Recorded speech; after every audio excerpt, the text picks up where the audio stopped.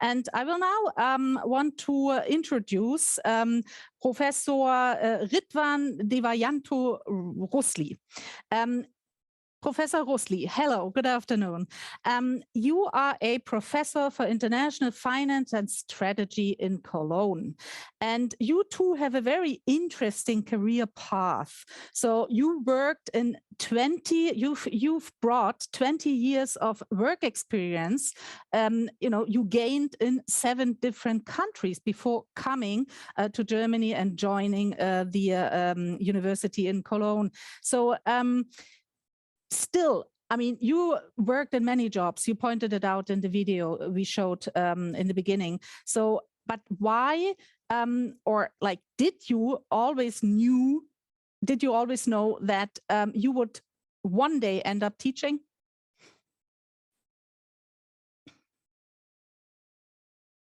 I think you have to unmute yourself. Yes, hi. Thank you for the chance to be here, and I'm glad to meet everyone. Yeah, for Schumann's question, I always knew that one day I will go back teaching and coming back to Germany. I was born in Germany, but I grew up in Indonesia, right?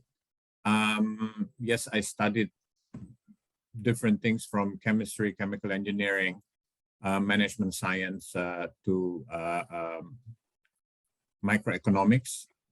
But my passion has always been focused on 2 areas. One is government policy making, government advisory, and teaching. And believe it or not, the only reason I worked as an investment banker for many years was because I thought that was one path as a private citizen without being or without having to, although it was an option, to be directly in the government, to actually work closely with government ministries, officials, industry regulators. And so that was kind of like that part. And then the teaching part, for me, it was always a passion to teach not only students, but also when I was working professionally to try and nurture, our younger team members.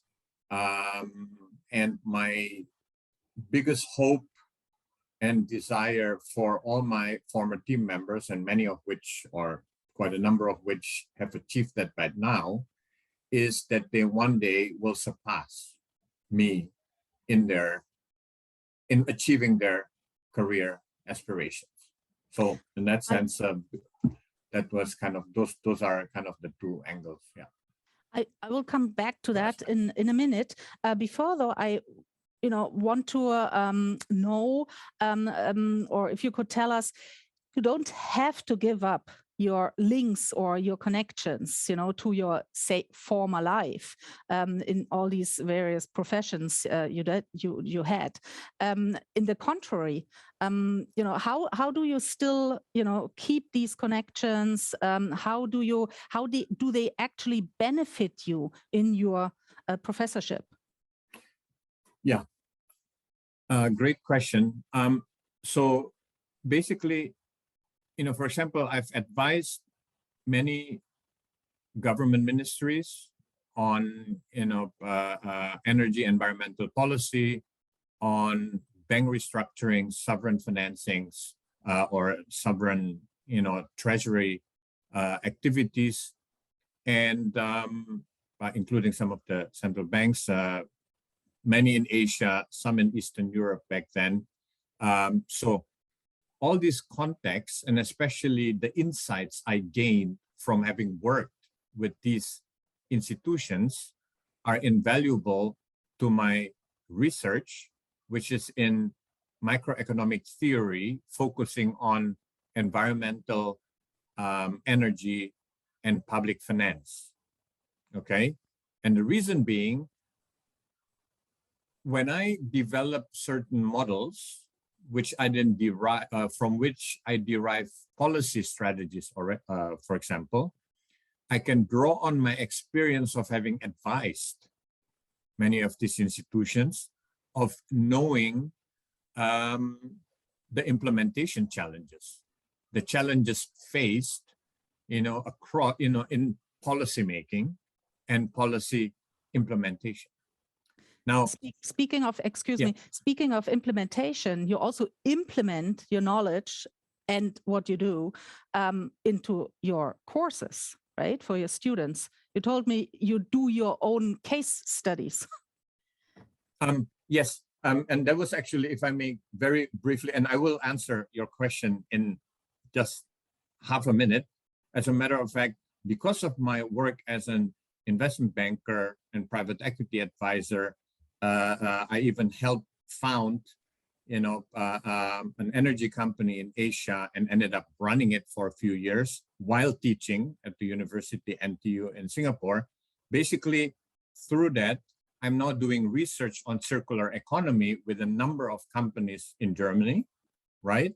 And so in that sense, all these experiences, as you rightly pointed out, have allowed me to have a list of former advisory project experiences that I can use, and I formulated specific case studies for my finance and strategy courses, which I use to discuss with my students.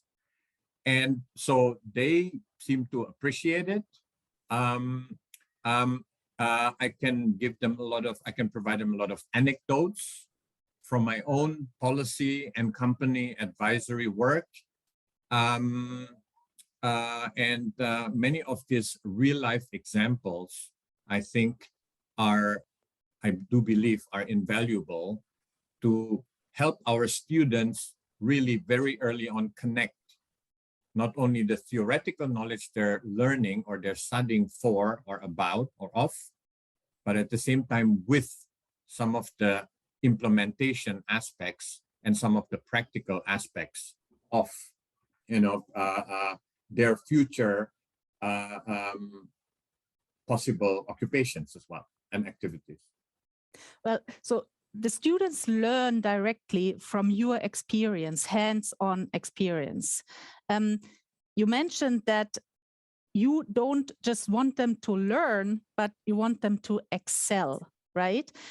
If you could perhaps describe how you see your role as a professor, what are you to those students? What is your kind of teaching approach? How would you describe that? Of course, I try to teach theoretical concepts combined with practical implementation aspects of each subject, of the relevant subjects. But, and of course, this is my somewhat idealistic thinking, but hey, that is exactly the kind of passion in teaching that drives me.